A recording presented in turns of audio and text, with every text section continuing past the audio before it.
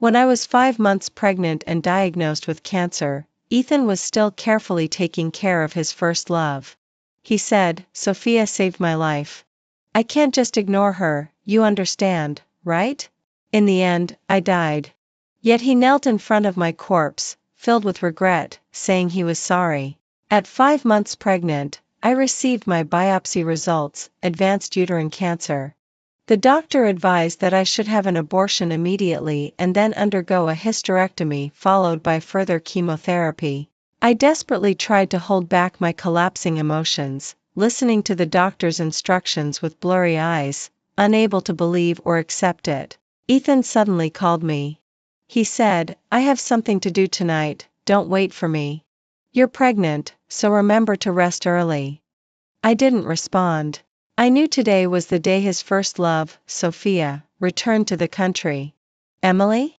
I'm feeling a bit unwell, can I skip it? I'll try to come back early."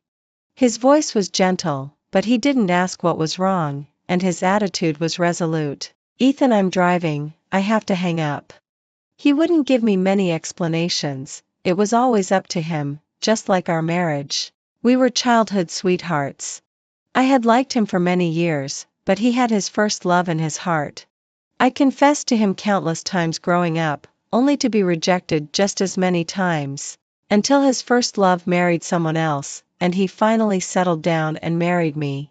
After we got married, I tried hard to play the role of a good wife, doing everything I could to please him. Over 3 years, I felt his heart gradually opening to me, especially after I got pregnant. The usually cold and distant Ethan would take the initiative to care for me, preparing gifts for my birthday or important holidays. Our relationship became sweeter over time, but then, fate played a cruel joke on me. I got cancer, and the child I had been so eager to have needed to be aborted. The husband I cherished with my life was now running toward his first love, leaving his pregnant wife behind. That night, I was awakened by a nightmare. In my dream, I lay on a cold operating table, the doctor covered in blood as he removed my child from my womb. At that moment, I seemed to hear the child's pitiful cries. I was drenched in sweat, looking at the empty, cold space beside me. His comeback early was just a brush off. I tried to calm myself and took out my phone, opening WeChat to distract myself. At 11 p.m., Sophia posted on her moments, "After all these years, nothing beats home." She took a selfie facing the camera, and in a dim corner of the photo, I saw a pair of hands tightly intertwined. Even though one hand was only partially visible, I recognized it at a glance. Because on his index finger, there was a tuft of white spot, just like Ethan's. At 2 a.m., Ethan came back, moving quietly, afraid of waking me. When he went to take a shower, I intentionally turned over. "Sorry, did I wake you?" he said apologetically, his voice still gentle. "Did Sophia come back?" I asked. "Yeah." Ethan's voice was heavy, and the next moment he just said, "It's late, you should sleep. Can you not see her anymore?" Ethan was momentarily taken aback, then spoke with some impatience. "What are you worried about? Don't you know better? Isn't that a bit unreasonable? Holding hands is just a game? That's just a game. Emily, don't blow this out of proportion in the middle of the night." How ironic. "I'm sleeping on the couch tonight." Ethan slammed the door shut. It was the first time he had gotten angry with me since I got pregnant. All because of Sophia. Because of his embarrassment and anger. After that brief argument, my life with Ethan continued as usual. He was busy. Always busy. I went to every prenatal checkup by myself. So, when I went for my 4-month checkup and found out I had a uterine tumor, he had no idea. I habitually considered his feelings, not wanting him to worry. I hid the truth from him until I was certain, only to end up feeling like a joke. Today, I went to the hospital again. I asked the doctor, "Is it possible not to have an abortion?" "No. Can I wait until after the baby is born to have the surgery?" "Your condition can't wait that long." "How long can I wait?" 1 to 2 months, but it's best to do it now. I want to wait a bit longer. I couldn't bear to part with the only child I could have in my life. I wanted to spend as much time with him as possible, even if it was just one more day. I wanted to wait, Ethan. After leaving the hospital, I called Ethan. Can you get off work on time today? What's up? He asked. It's been a while since we had dinner together. Okay. He agreed. This meant our brief Cold War was over. Just like every time before, I was the one who compromised in the end. Ethan came home on time. I made his favorite dishes, and we quietly ate dinner together. Suddenly, Ethan's phone rang, interrupting what I wanted to say. He got up to take a look, then walked out onto the balcony to answer the call. 5 minutes later, he returned, eating faster than before. I have to step out for a bit. Is it Sophia? No, Ethan's voice was heavy. Stop being paranoid, okay? I just want you to spend more time with me and the baby. If you're feeling bored during the pregnancy, you can have your parents come stay with you, or you can go to your parents' house. They can take care of you while I'm busy at work.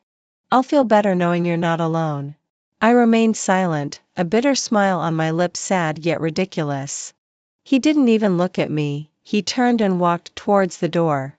Let me know when you've decided. I'll find time to take you there. Then he hurriedly put on his shoes and left in big strides.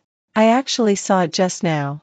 At the moment the phone rang, the name Sophia was displayed on the screen, hastily concealed. Only Sophia could make Ethan go against his own nature and lie for her. What I had wanted to say just then was, Ethan, can you stay with me for 2 more months? Just 2 months, okay? But I would never say it again. That night, Ethan returned before 10 p.m. After taking a shower, he lay down beside me and wrapped his arms around me as I pretended to sleep. He smelled fresh from his shower, his body warm against my back, but my heart suddenly felt dirty and cold. The next day, we had breakfast together. He complimented me, saying, "The porridge you made is still delicious." I was born into a good family and spoiled by my parents. Ethan came from a well-off family too. Our marriage could be considered a match made in heaven. But I had become increasingly humble for him. I, who had never touched a drop of water before, learned to cook all kinds of dishes for him. He was such a picky eater, yet I somehow managed to cure his habit of not eating vegetables. In the future, make me an extra bowl to take to the office for lunch, Ethan said casually. Just porridge for lunch? I asked. My stomach hasn't been great these past few days. Porridge will feel better, he explained lightly. Oh, okay. I made porridge for Ethan every day, packed it for him to take to work. These days, Ethan had become a bit more proactive with me, coming home on time every day. I didn't know if he had truly let go of Sophia or if moral obligations forced him back to my side. In these last days, I chose to forget the past. But just when I was about to open my heart to him again, I walked in on him in his office, gazing tenderly at Sophia while she ate the nutritious porridge I had painstakingly prepared for him. I looked down at my 5-month pregnant belly and thought about waking up at 5 a.m. every morning, compromising for him time and time again. Suddenly, it felt a bit ridiculous, and I couldn't help but laugh. Seeing me at that moment, Ethan's eyes were clearly filled with panic.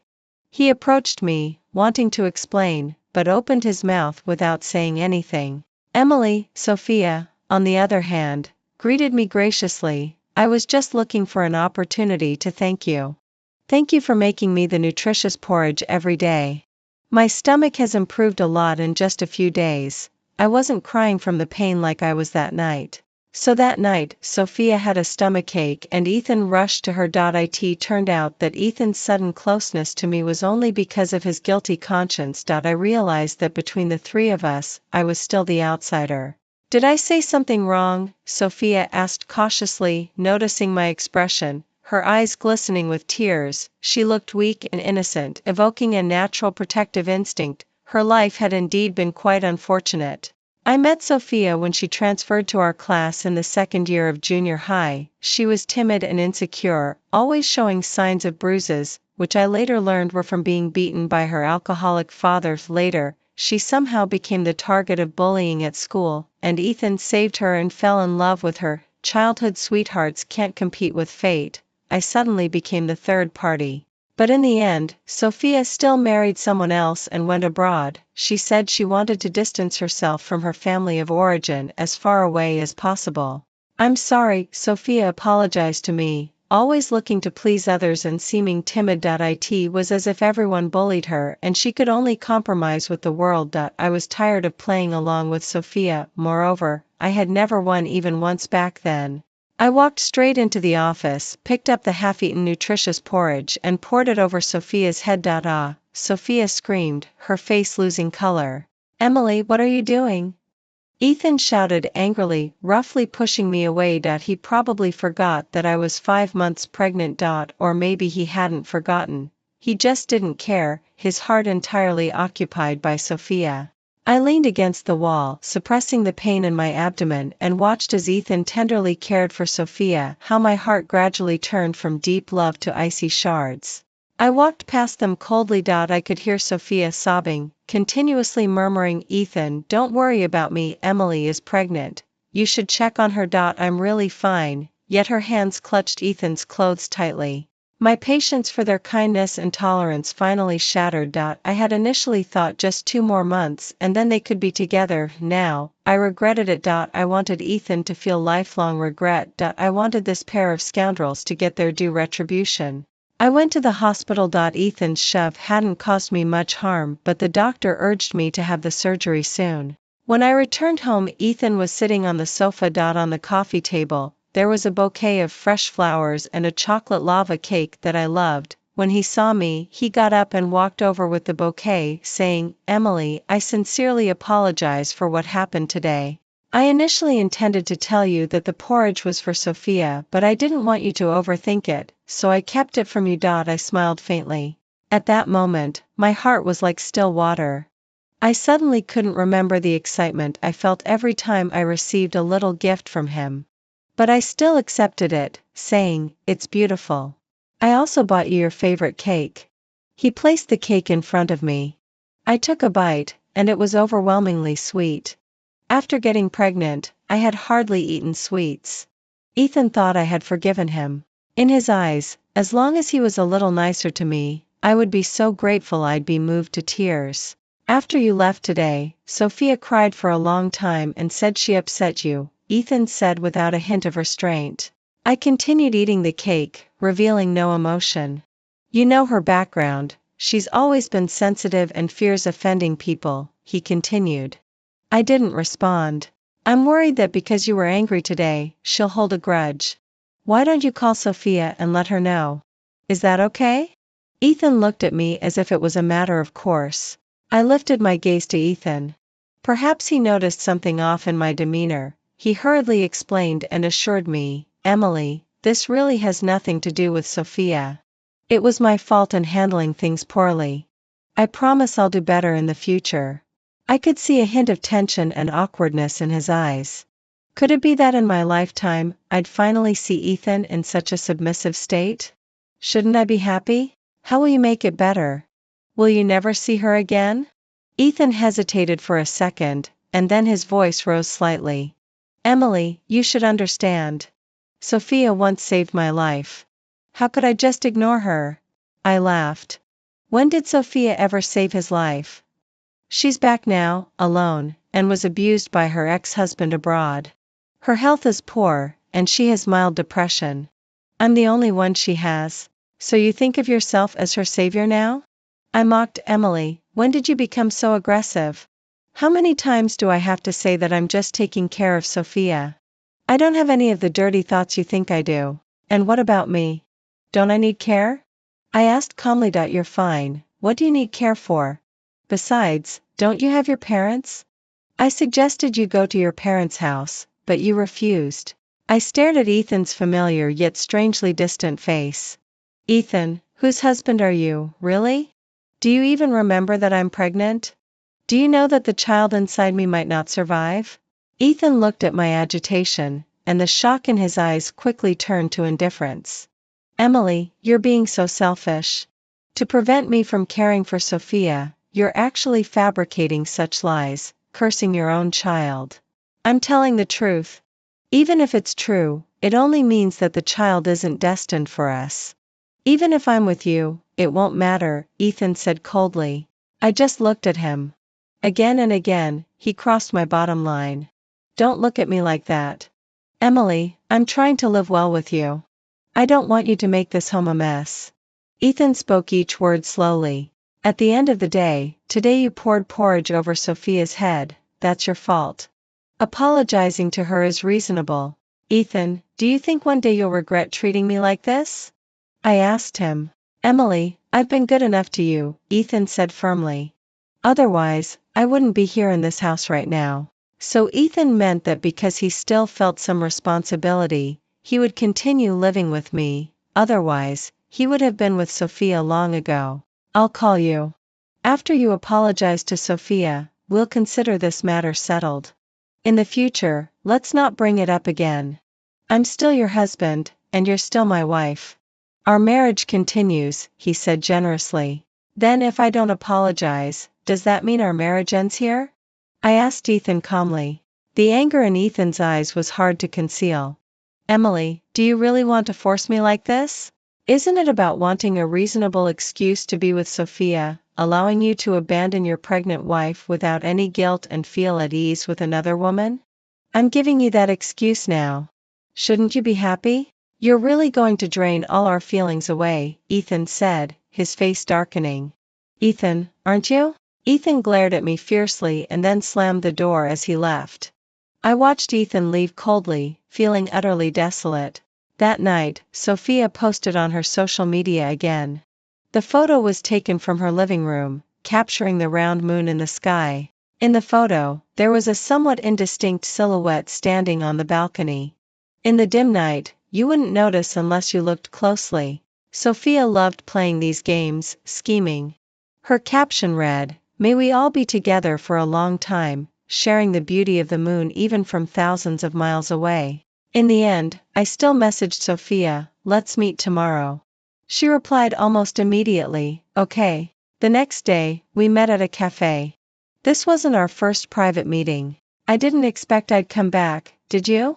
Sophia said, sipping her coffee, looking high and mighty. Indeed, I didn't. Since I'm back, you should divorce Ethan, Sophia said as if it were only natural. On what grounds? Because Ethan has always liked me, Sophia said, smiling triumphantly. Her words left me speechless. I've never understood why you cling to Ethan. If he liked you, would it have come to me? You're pretty, and you come from a wealthy family. There are so many good men in the world. What's so special about Ethan? Sophia's face was full of sarcasm. He's nothing. Why are you coming back to him? Because I have no choice, Sophia said in front of me, completely dismissive of any need to pretend.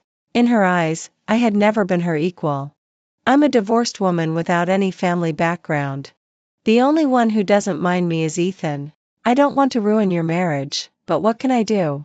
As soon as I beckon, Ethan comes running like a dog. It takes two to tango. Did you ever like Ethan? I asked her. If I liked him, would I be marrying another man? All that talk about distancing myself from my family and going abroad is just a cover-up. It's just because that man has more money than Ethan, Sophia replied calmly. You've known this all along, haven't you? You knew back in school. I had known. I had kept it from Ethan to protect his pride. At this moment, it was genuinely getting more and more ridiculous.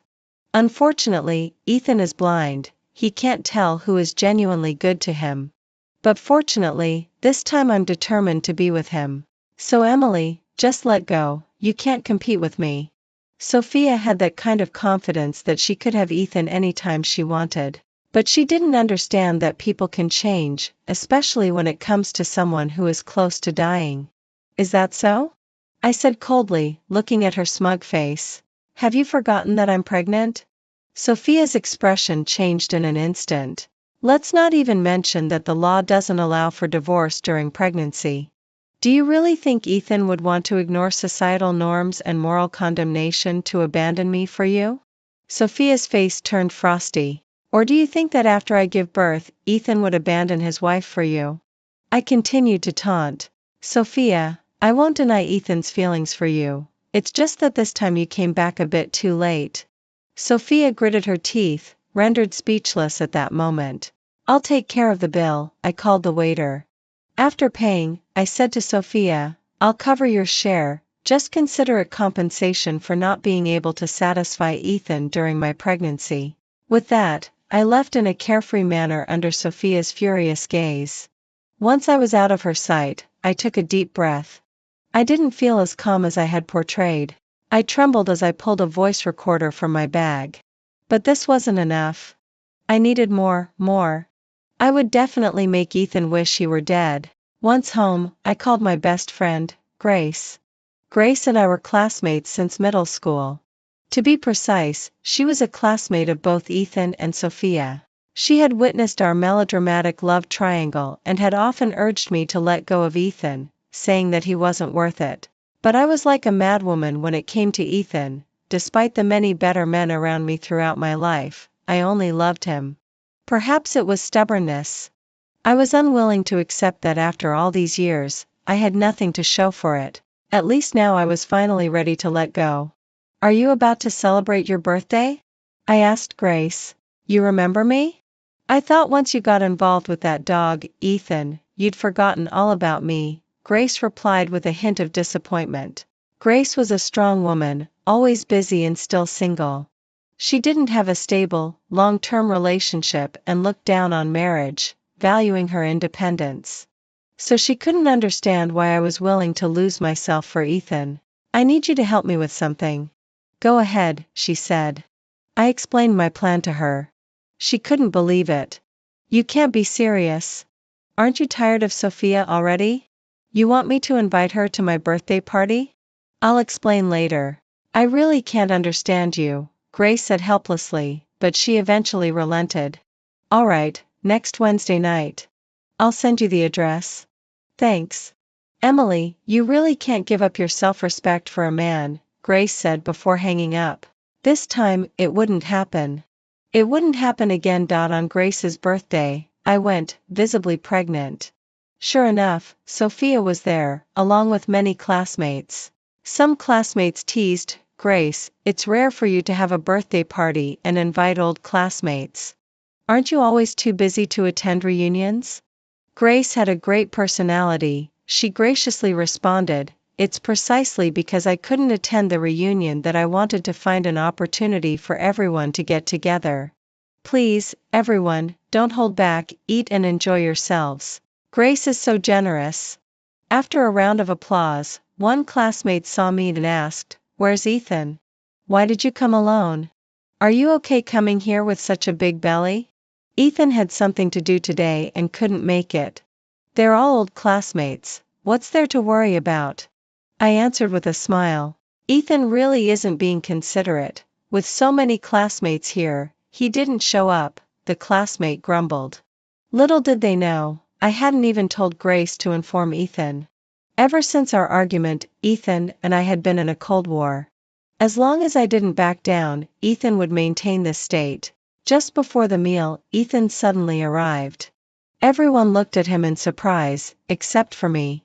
You said you weren't coming, one classmate asked Ethan. Ethan didn't respond. Sophia quickly stood up and shyly said, It was me. I texted Ethan to ask if he couldn't make it. I told him the old classmates all missed him. When Grace saw Sophia acting like this, her face fell. I quickly grabbed Grace's arm. Grace gave me a look of exasperation. Sophia is really charming, one text and she summoned our busy Ethan. Realizing something was off, they quickly changed the subject. Come on, Ethan, sit here. They cleared the spot next to me. Ethan didn't refuse and sat down beside me. His face was dark, and he coldly asked, Why didn't you tell me it was Grace's birthday? Didn't you come anyway? I retorted. Emily, you look really bad like this, he said. I scoffed, You're not looking too great yourself. Ethan was about to blow up, but the classmates next to him urged him to drink. He held back and left me hanging. From start to finish, he didn't say another word to me. I didn't care. I got up to go to the restroom, deliberately taking my time there. Sophia walked in, glanced around, and, confirming no one was around, revealed her true colors. You see? You can't call out to Ethan, but I just need to lift a finger and he comes running. But Ethan is still sitting next to me, I said nonchalantly while washing my hands. Sophia's expression changed drastically. After washing my hands and wiping my fingers, I leisurely walked past Sophia. Suddenly, I felt someone push me hard from behind. The restroom floor was too slippery and I fell flat on my back with a loud thud. As the pain spread, a warm trickle flowed from between my legs. Sophia's panicked scream echoed in the restroom. Soon, many people were drawn in by her voice, including Ethan. He glanced at the stunned Sophia, then looked at me lying in a pool of blood on the floor. He knelt down beside me and lifted me up, shouting at the others, "Quick! Call an ambulance, now." Grace hurriedly dialed for an ambulance. Ethan carried me out of the restaurant. All the classmates followed us outside to wait for the ambulance. As Sophia cried, she said, "It's all my fault. If I had just paid a little more attention to Emily, she wouldn't have slipped on the floor. If anything happens to Emily or the baby, I'll be a sinner for all eternity." The more she spoke, the more hysterical she became, crying even more tragically than someone in actual pain. "It's not your fault." Ethan's voice came from above, somewhat suppressed. "Emily was just careless." If it weren't for the excruciating pain, I might have managed a sarcastic smile. "But she's right in front of me." "Emily, I'm so sorry, I'm really sorry." Sophia kept apologizing in my ear.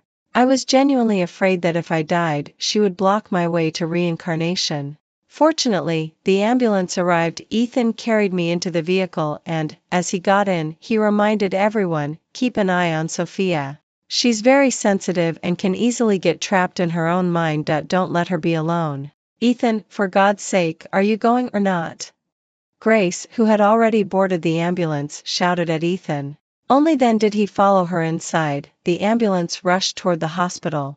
The doctor quickly examined me. Ethan stood beside me, nervously asking, "How is she? Is the baby going to be okay?" "There's quite a bit of bleeding, it's hard to say.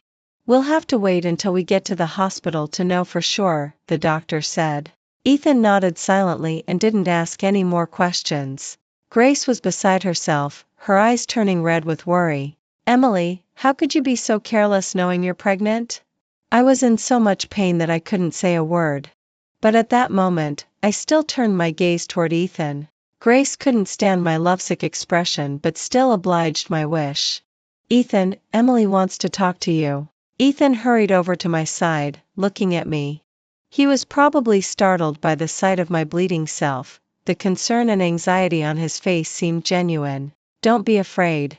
I'm here, nothing will happen." "Ethan, do you still want this baby?" I asked him, struggling to get the words out. Ethan hesitated for a moment. So, he really did have doubts. When I first found out I was pregnant, I could clearly see the joy in his eyes. After all, we were at the age when we should be having children. But now, he hesitated. "Don't think about it too much, everything will be fine," Ethan said, not answering me directly but trying to comfort me. "If I lose this baby, you can be with Sophia without any worries." "What nonsense are you talking about?" Grace interrupted.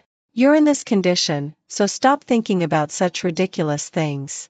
Be quiet and rest, you need to save your strength for the surgery later." I kept my gaze on Ethan. Ethan had to deal with me, saying, "That's not going to happen. Since I married you, I will take responsibility for you. Just don't speak, rest well." However, when the ambulance arrived at the hospital, Ethan turned to leave. "Ethan, can you act like a decent person?" I heard Grace's roar that she couldn't hold back. At that moment, I was being lifted down from the ambulance. The doctors and nurses pushed me toward the emergency room. But Ethan turned to walk in the opposite direction. "I'll be right back. I just called Emily's parents, they're on their way to the hospital," Ethan said quickly. "Where the hell are you going? Your wife is like this, and you still want to go somewhere?" Grace grabbed Ethan, not letting him leave.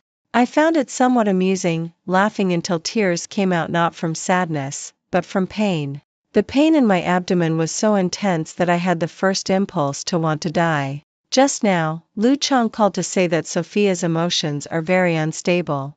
She's been blaming herself for Emily's fall and is on the highway, refusing to go back. She nearly got hit by a car a few times. I'm going to take her home and settle her down before I come back, Ethan explained. That's not allowed. Grace shouted. What does Sophia have to do with you? If she wants to die, that's her business. Emily is your wife, you have to stay by her side now. Grace, that's between us as a couple, so mind your own business.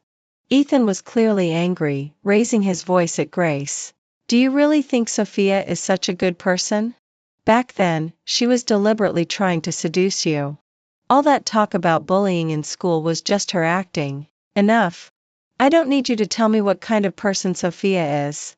Ethan didn't listen to what Grace was saying at all. If you want to leave, go ahead. Grace probably didn't want to waste any more time on Ethan. As long as Emily agrees to let you go, I'll let you go. Ethan gritted his teeth and rushed in front of me, grabbing my hand. I could see that his eyes were reddening with urgency. In that moment, all I wanted was to break free from his grip. For some reason, I suddenly felt dirty at that moment. Emily, I'll be back soon. It won't take long, Ethan said urgently. Your parents will be here shortly, you'll be fine. How do you know? I'll be fine? I asked him painfully, holding back the hurt in my body. And that Sophia will definitely be in trouble. You're in the hospital with so many doctors around, you'll definitely be fine. But Sophia only has me. Only he has her? Ethan, do you know that the place with the highest number of deaths is actually in a hospital? I said softly. You won't die, it's just a minor surgery. Even if you lose the baby, it's fine. What if I don't want you to go, Emily? Can you be a little more magnanimous? I told you before, Sophia saved my life, I can't just ignore her. If something happens to her, I'll never have peace for the rest of my life. Ethan was starting to lose his temper. He had lost patience with me. Even as I was being taken to the emergency room. If I die, will you have peace? Don't push me like this. Ethan said, his voice both agitated and determined. No matter what happens today, I have to see Sophia first. You've made your decision, what can I say? Just don't regret it, Ethan. I'll never regret it. Ethan didn't linger any longer, even running away. He was so impatient, Ethan left quickly. Grace's eyes were red with anger. She looked at me, feeling both angry and pained, and said, how could you just let him go? Can't you see, if you can't keep a heart, what's the use of keeping a person? Can't you at least annoy that couple of dogs? Grace was the type of person who would think, if you won't let me have it easy, I won't let you have it easy either. He won't be fine, I said. But if I kept him here, and if something happened to Sophia, Ethan would hate me. And vice versa. The medical staff pushed me to the operating room door. Grace held my hand and kept saying, Emily, don't be afraid. I'll wait for you outside. There are plenty of men in this world. That dog Ethan really isn't worth it. Grace, I have something to give you. I struggled to pull a USB drive from my clothes. What's this? Just take it. I didn't say anything more. But handing it to Grace made me feel relieved. Grace tightly clutched the USB drive in her hand, looking at me with red eyes. I was pushed into the operating room, calmly looking at the bright surgical lights above me, as if I suddenly had a premonition. A premonition that my time was running out. In fact, when I was diagnosed with late-stage uterine cancer, I had asked the doctor, if I terminate the pregnancy, have my uterus removed, and undergo chemotherapy, can I live a long time? The answer was a no. The doctor said it varied from person to person. Some people might live a few more years, while others might just die on the operating table. I was the latter. In my daze, I heard the doctor's somewhat nervous voice, probably trying to provide me with emergency care. But I was already feeling the external world fade away. At the moment I completely lost consciousness, I wondered, if Ethan knew I was really going to die here, would he regret it? Ethan's POV. Emily accidentally fell while pregnant, and I took her to the hospital, but I got a call from a classmate saying that Sophia was emotionally unstable. Sophia came from a broken family, which made her introverted, reclusive, timid, sensitive, and suspicious. But Emily was different. Emily came from a wealthy family with a harmonious home. she would never have thoughts of ending her life. Without my company, she could still receive a lot of care and love, so I never felt that I should spend more time on her. Sophia needed me more. But I never expected that illness and death existed in this world. I didn't think that Emily would really die on that operating table. At that moment, I was comforting Sophia at home, trying to calm her uncontrollable emotions. She cried all night, and I felt heartbroken, almost forgetting that Emily was still in the emergency room until I received Grace's call. On the other end of the line, Grace's hoarse voice said, "Ethan, congratulations, the baby is gone." In that moment, my heart suddenly ached. I had thought the baby might not make it. When Emily was taken to the hospital, she had lost too much blood, there was no way to save it. I didn't even know whether I was hoping for the baby to be there or not. I knew very well that if the baby were gone, I would have more courage to divorce Emily and then naturally be with Sophia. Though Sophia didn't say it, I could feel that she had come back this time to reconcile with me. So when Emily asked me in the ambulance if I still wanted this baby, I didn't give her a direct answer. Now that it was really gone, my heart felt somewhat empty. "Are you happy? Now you can be with Sophia without any worries." Grace's voice was filled with obvious sarcasm. "The baby isn't gone because of me. Grace, I know you're a good friend to Emily, but our issues are between husband and wife. Outsiders shouldn't interfere." I replied, not backing down. "Husband and wife?" Grace scoffed. In her mocking tone, I seemed to hear a hint of choking. "I really don't know what Emily sees in you, Ethan. Deep down, do you really deserve her?" "Enough, Grace. You don't need to judge my relationship with Emily. The baby is gone, I know how to comfort her." "No need." Grace said, "Emily doesn't need you anymore." "Grace." I was really angry. What right does she have to interfere in my relationship with Emily? Emily is dead. I froze. For a moment, I thought I had misheard. It felt like a sudden thunderbolt out of a clear sky. "Ethan, you're free now." Grace hung up the phone. But I stood there, phone in hand, my whole body rigid. An indescribable feeling washed over me, pain, a piercing pain that filled my entire being. It can't be true. How could Emily be dead? Medicine is so advanced now, isn't this just a miscarriage? "Ethan, what's wrong?" Sophia came out to the balcony, concerned. "Why are you crying? Did something big happen? Am I crying?" At that moment, I realized tears had started flowing from my eyes. I turned and was about to leave. "Ethan, where are you going?" Sophia hugged me tightly. "Didn't you promise to stay with me tonight? If you leave, I'll be scared," she said, sounding pitiful. I felt a strange urge to protect Sophia. She somehow made me want to drop everything and take care of her. But at that moment, I was just irritated, feeling like she was clinging to me too much. I pushed her away and said, "Emily is dead." Sophia froze too. Like me, she couldn't believe it. I walked quickly out of Sophia's house and headed to the hospital. On the way, I thought maybe Grace was just trying to get a rise out of me. After all, she is Emily's best friend, and I hadn't treated Emily well. Until I saw Emily's body. She lay on the hospital bed, her face pale.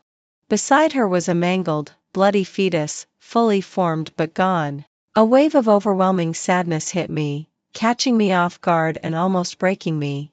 How could she be dead? How could Emily be dead? I stepped closer to touch her.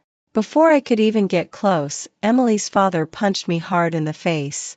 But in that moment, I felt no pain. The hurt in my heart overshadowed everything else. Emily's father kept cursing me, calling me heartless, saying I owed her. Yes, I owe Emily. So, Emily, wake up, please wake up and let me make it up to you, okay? I fell to my knees heavily. I never imagined Emily's death would hit me this hard, that it would give me a sense of the world crashing down. I clearly didn't love her. I always thought the one I loved was Sophia. Sophia had even saved my life. We were two souls in love, while my relationship with Emily was just settling. But now she's dead. Why does it hurt so much? Why do I feel so terrible? I knelt in front of Emily, grief and guilt threatening to consume me entirely. I don't know how long I knelt in the hospital. Emily's parents took her and the fetus away. They wouldn't let me follow, they said I didn't deserve it, that I would dirty Emily's path to rebirth. I don't know when Sophia came to my side, she hugged me tightly, crying. She said she couldn't stand to see me torment myself like this. She said Emily's death had nothing to do with me. Yes. Emily's death was just an accident. It wasn't my fault. Even if I had stayed in the hospital, Emily would still have died. But why did I still feel like the worst person in the world? Why did it hurt so much I could hardly breathe? Sophia pulled me up from the ground. Ethan, stop torturing yourself. She's gone now. We can move on. Sophia kept trying to persuade me. Scumbag and a shameless woman, and you think we can move on? Came Grace's voice from behind. Sophia turned to her and said loudly, Grace, Ethan is suffering enough, can you just stop? If anyone is to blame, it's me. Take it out on me, just let Ethan be. Fine, I'll take it out on you, Grace replied without hesitation. Then suddenly, the quiet hallway echoed with the sound of Sophia and Emily's conversation. My body trembled visibly. At the sound of Emily's voice, I shook all over. I turned to look at Grace. The voice was coming from her phone. It wasn't that Emily was still alive. I listened to the conversation between Emily and Sophia. I didn't have many emotions left, just a deep sense of pain. But as I continued to listen, I started to realize something was off. Sophia began to panic, shouting at Grace, What are you playing? Turn it off. Turn it off. Scared? Grace laughed. Didn't you say to take it out on you? You have to turn it off. This isn't real, turn it off. Sophia rushed forward to grab Grace's phone. The two of them got entangled. Ethan, if you want to know the truth, then pull this bitch Sophia off me. Grace shouted at me. I got up from the ground and roughly pulled Sophia away. Let me go, Ethan. This isn't real, it isn't real. Sophia was agitated, her face flushed, her expression twisted. This was a side of Sophia I had never seen before. I had always thought she was weak, that she could be blown over by a breeze. It's not real, what are you afraid of? Grace retorted at Sophia.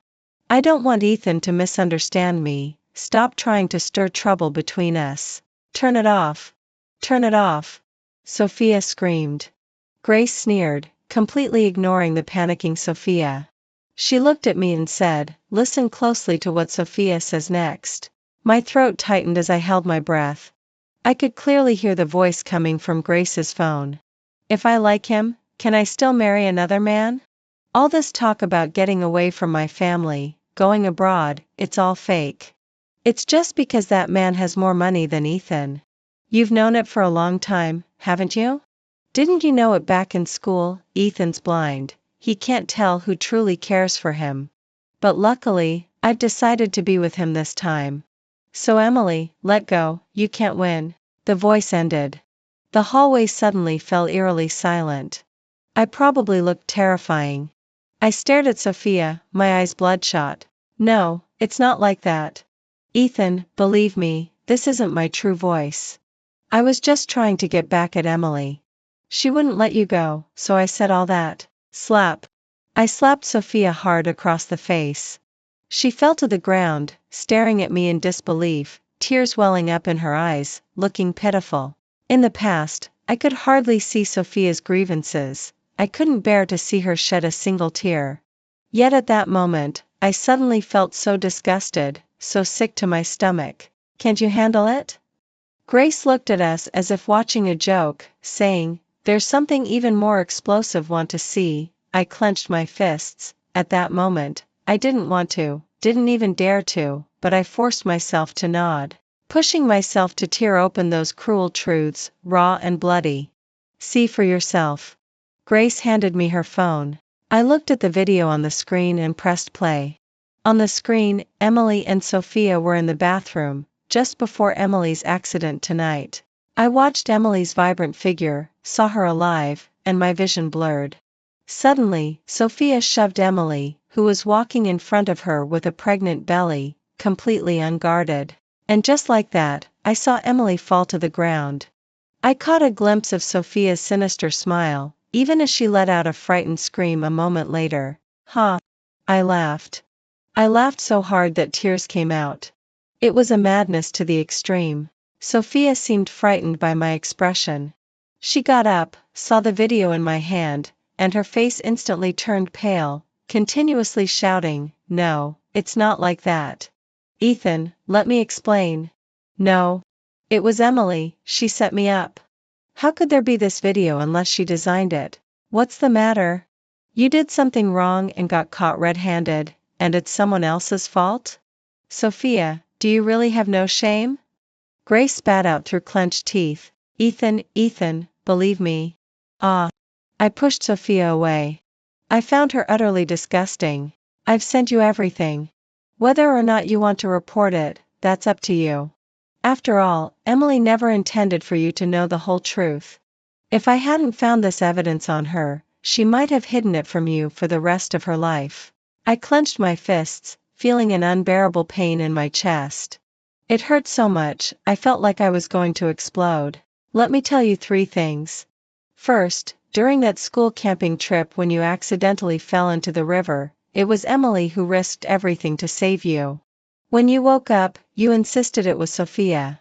If you don't believe me, ask the classmates who were with you that day, everyone saw it. Of course, how could you ask? In your mind, the one who would sacrifice her life for you is only Sophia. Second, Sophia's bullying at school was meant to catch your attention. You probably don't know, but the one bullying Sophia was her best friend, and they still keep in touch closely. Just check her phone for the chat history, and you'll see. Third, Emily found out a month ago that she had late-stage cervical cancer. She hid it from you, afraid you'd worry. The doctor suggested she terminate the pregnancy for treatment, but because they would need to remove her uterus and she couldn't conceive again, she insisted on having your child, even at the cost of her life. But in the end, it was a case of 2 lives lost. Grace looked at me coldly, as if she were looking at a fool. She said, "Ethan, in all my life, I've never seen someone more foolish than you." Then she turned and left. She probably thought someone like me wasn't worth her time. Someone as foolish as me didn't deserve anyone's time. But Emily, she gave her whole life for me. I turned my gaze to Sophia. Looking at her ugly, distorted face, I picked up my phone and dialed a number. "Hello, police station? I want to report a murder, deliberate murder." "No." Sophia frantically grabbed my phone. "Ethan, don't call the police. I beg you, don't call. I can't go to jail. I can't. Ethan, everything I did was for our future. I love you. Now that Emily is gone, we can be together." Sophia couldn't finish her sentence.